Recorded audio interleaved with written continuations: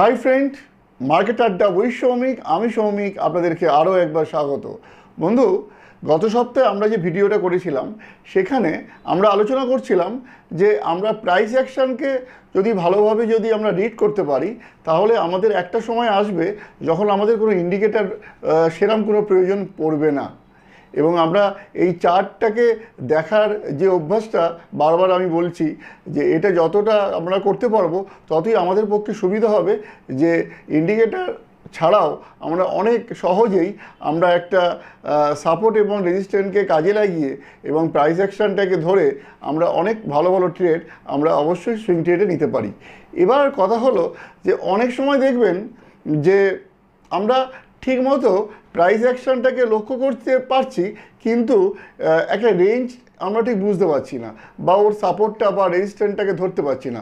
তখন এমন একটা জায়গায় আসে যেখানে আমাদের একটু টেকনিক্যাল একটু যদি শেখা থাকে তাহলে আমাদেরকে অ্যাকচুয়ালি সুইং ট্রেডে তো ঠিক সময় টাইমিংটাই হচ্ছে আসল, যে আমি কোন সময় ঢুকলাম আর কোন সময় আমাকে এক্সিট হতে হবে, বা অন্যভাবে বললে যে আমাকে যখন একটা ট্রেন্ড চলছে একটা কোনো স্টকের, তখন সেই চলার সময়েই আমাকে সেই চলন্ত গাড়িতেই হয়তো উঠে যেতে হচ্ছে এবং চলন্ত গাড়িতেই হয়তো আমাকে নেমে যেতে হচ্ছে।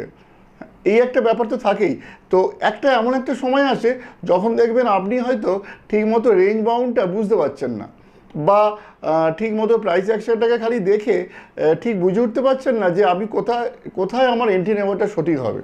এবং আমরা এই সঠিক জায়গায় এন্ট্রি অনেক সময় নেওয়ার পরও হয়তো মার্কেট ভোলাটিলিটি বা সেই যে স্টকটা নিলেন তার যে সেক্টরের কেমন পারফরমেন্স সব কিছু মিলিয়ে, বাজারে একটা খবর, সব কিছু মিলিয়ে কিন্তু অনেক সময় ঠিক জায়গায় এন্ট্রি নিলেও আমাদের স্টপ লসটা হয়ে যায়। স্টপ লসটা আমাদের ওই জায়গাতেই আমাদের হয়তো হেল্প করে, যে ওইসব এসব জিনিসগুলো হয়তো আমাদের হাতের বাইরে, যেসব ঘটনাগুলো ঘটে যায় সেটা হয়তো আমাদের হাতের বাইরে। তাই সেখান থেকে আমি স্টপ লসটা যদি আমি নিয়ে নিতে পারি তাহলে আমার ওই বারবার একটা কথাই বলি যে আমার ওই ক্যাপিটালটা আমার কিন্তু আটকে থাকে না, আমি আবার নতুন কোনো স্টক নিয়ে সুইচ করতে পারি। যেমন আমি বলছি, সেই আলোচনাতেও আমি আসবো। আজকে থাম্বনেলে এটা বুঝতে পারছেন যে টেকনিক্যাল অ্যাসপেক্টে পুরোটা আমার একটা করার ইচ্ছা আছে।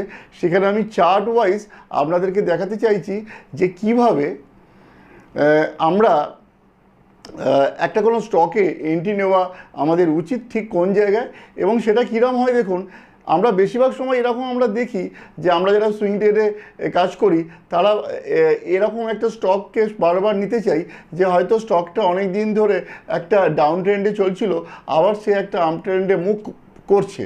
এই যে আপ ট্রেন্ডে তার মুভ করছে তখন আমাদের মনে হয় যে এবার তাহলে স্টকটা হয়তো চলবে।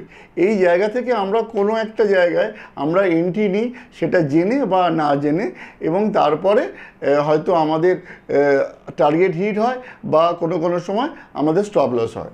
এবং আমি গত সপ্তাহে যে দুটো স্টক দিয়েছিলাম সেগুলো খুবই নমিনাল আমাদের স্টপ লসের এর মধ্যে আছে, এবং সেখানে আমি জানি অনেকে আমাকে SMS করেছেন যে কেউ বলেছেন স্যার আমি চার্টটা দেখে মনে হয়েছে আমি তাই স্টপ লসটা আমি নিইনি। তো সেটা আমি চাইবো যে আর একটু বড় রেঞ্জে ওটাকে নিয়ে প্লে করতে হতে পারে। আমি ওই দুটো স্টকই আগের সপ্তাহে বলেছিলাম এবং তারা সেরকম একটা রেঞ্জে চলে এসেছিলো, আবার তারা হয়তো ভালো একটা জায়গায় আছে, সেই পুরো ব্যাপারটাও আমি দেখাবো। আর যেটা বললাম যে কেন একটা বাই কল নিলাম, আমি বাই কলটা নেওয়ার সাথে সাথে কেন সেই ট্রেডটা আমার হিট করলো আর কেন আমার হিট করলো না, এই পার্টিকুলার এই জায়গাটা যদি আপনার কাছে পরিষ্কার হয়ে যায়, আমি বলবো যে সুইং ট্রেড যখনই আপনি করবেন এই জায়গাগুলো আপনার কাছে অনেক সোজা হয়ে যাবে।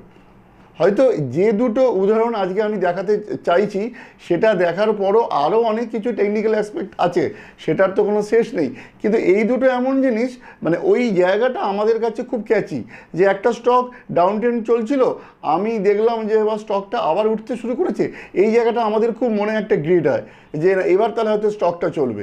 এখান থেকে কিন্তু আমরা সুইংটাকে নিতে চাই যে আমরা এখানে তাহলে যে কোনো একটা জায়গায় তাহলে ধরে নিই, তাহলে আমরা আপ ট্রেন্ডটা তাহলে আমরা পুরোটা আমরা এনজয় করতে পারবো। তো আসুন আমি এটাই আপনাদেরকে চার্টের সাহায্যে প্রথমে দেখাবো।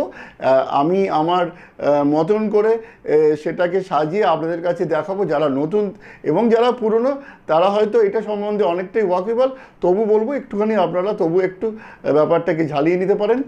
আর নতুনরা অবশ্যই ভালো করে দেখুন, একটা ভালো সুযোগ যেটা আমি যতটা সহজভাবে হয় আপনাদেরকে প্রথমে আমি যেটা তৈরি করেছি সেটা আপনাদেরকে দেখাই, এবং সেটা চার্টে মানে অরিজিনাল যে যখন মার্কেট চলে সেখানে কি কি হয় সেটাই আমি দেখাবো।